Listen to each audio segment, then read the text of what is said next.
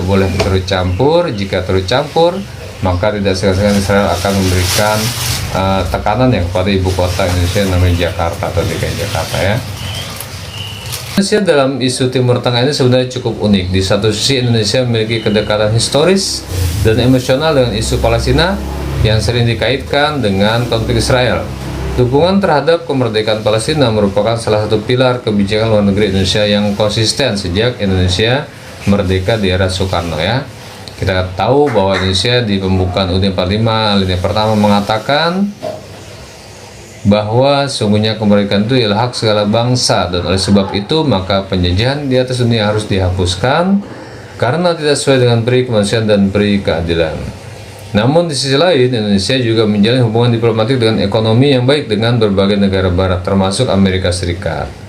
Bahkan belakangan ini ketika Indonesia sudah masuk ke dalam BOP atau Board of Peace, maka dengan demikian sejak beberapa minggu lalu sudah ada hubungan diplomatik kita dengan Israel. Ini tentunya mencederai semangat kemerdekaan sebagaimana tertuang dalam pembukaan alinea pertama, teman-teman ya. Nah, secara geopolitik Indonesia memiliki 3 kepentingan utama dalam menyikapi konflik tersebut. Pertama, untuk stabilitas global. Sebagai negara dengan ekonomi yang semakin terintegrasi dalam sistem perdagangan dunia, Indonesia membutuhkan stabilitas internasional untuk menjaga pertumbuhan ekonominya.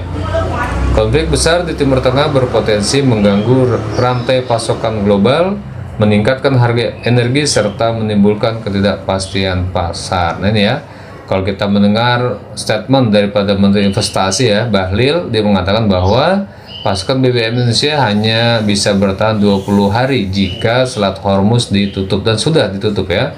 Dan bahkan kita lihat beberapa hari terakhir sudah ada 3 kapal tanker yang ditenggelamkan ya, baik oleh Iran maupun oleh pihak yang bertikai Amerika ya.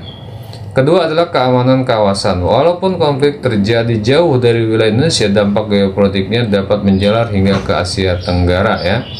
Ketegangan global sering kali memicu polarisasi politik internasional yang kemudian mempengaruhi dinamika regional.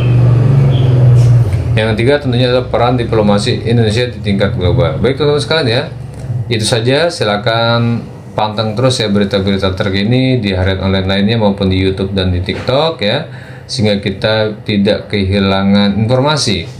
Karena di saat sekarang ini adalah era digital, era informasi, era teknologi, maka siapa yang menang biasanya adalah orang yang pertama menguasai informasi dan menguasai teknologi.